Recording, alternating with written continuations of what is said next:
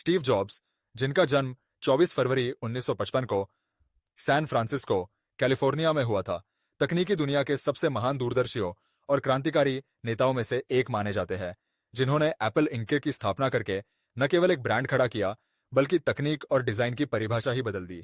जन्म के कुछ ही समय बाद उन्हें पॉल और क्लारा जॉब्स ने गोद लिया और उन्होंने कैलिफोर्निया के सिलिकॉन वैली क्षेत्र में अपना बचपन बिताया, जहां टेक्नोलॉजी का क्रांतिकारी माहौल धीरे धीरे आकार ले रहा था।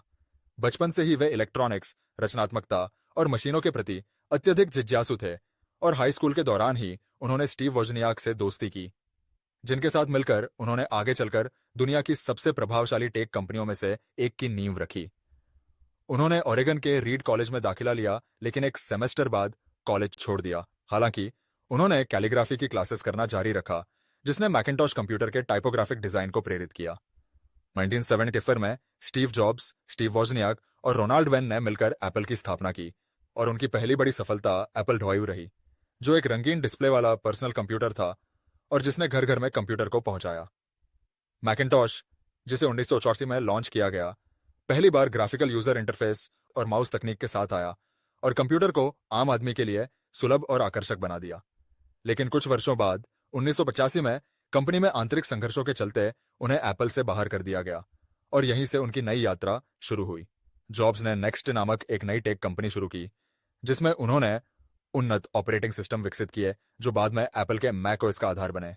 इसी दौरान उन्होंने पिक्सर नामक एक एनिमेशन स्टूडियो खरीदा, जिसने टॉय स्टोरी जैसी पहली कंप्यूटर एनिमेटेड फिल्म बनाकर एनिमेशन उद्योग में क्रांति ला दी। 1917 में एप्पल ने नेक्स्ट को खरीद लिया और स्टीव जॉब्स की एप्पल में विजयी वापसी हुई, जिसके बाद उन्होंने आईमैक, आईपॉड, आईट्यून्स, आईफोन और आईपैड जैसे प्रोडक्ट्स लॉन्च किए, जिन्होंने न केवल एप्पल को दिवालियापन से निकाला, बल्कि उसे दुनिया की सबसे मूल्यवान कंपनियों में शामिल कर दिया। स्टीव जॉब्स की सोच हमेशा से यूजर एक्सपीरियंस को प्राथमिकता देती थी। वह डिजाइन, सादगी, नवाचार और परफेक्शन के दीवाने थे। वे हर छोटे से छोटे विवरण पर ध्यान देते थे, चाहे वह एक आइकन की शेप हो या एक बटन की फील। वे मानते थे कि ग्राहक को वह देना चाहिए जिसकी उसे जरूरत है, भले ही उसे अभी पता ना हो कि वह क्या चाहता है। उनकी यही सोच एप्पल के हर प्रोडक्ट में झलकती है। वे एक प्रेरणादायक लीडर थे, लेकिन साथ ही कड़े, मांग करने वाले और जुनूनी भी थे। उनके नेतृत्व में एप्पल ने न केवल प्रोडक्ट बनाए, बल्कि एक कल्चर बनाया, जहां कला, विज्ञान और तकनीक का मेल हुआ। उन्होंने बताया कि कंप्यूटर सिर्फ एक मशीन नहीं, बल्कि इंसानों के लिए सोचने और रचने का एक जरिया हो सकता है। स्टीव जॉब्स की जीवन यात्रा हमें यह सिखाती है कि गिरने के बाद उठना ही असली सफलता है। जिस इंसान को खुद की बनाई कंपनी से निकाला गया, उसने वापसी करके उसे पूरी दुनिया का ब्रांड बना दिया।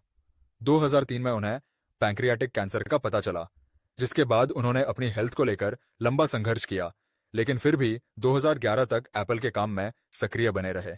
उन्होंने स्टैनफोर्ड यूनिवर्सिटी के दीक्षांत भाषण में कहा था, स्टे हंग्री, स्टे फूलिश, जो आज दुनिया भर के युवाओं के लिए प्रेरणा बन चुका है।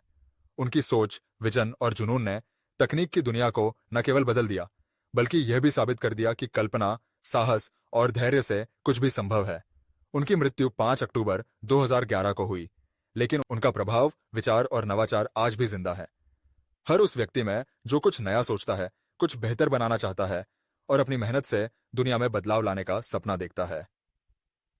स्टीव जॉब्स सिर्फ एक उद्यमी नहीं थे, वे एक विचारधारा थे, एक आंदोलन, जो आज भी लाखों लोगों को यह विश्वास देता है कि चाहे परिस्थितियां जैसी भी हो, अगर आप सच्चे दिल से मेहनत करते हैं और कभी हार नहीं मानते, तो आप दुनिया बदल सकते हैं।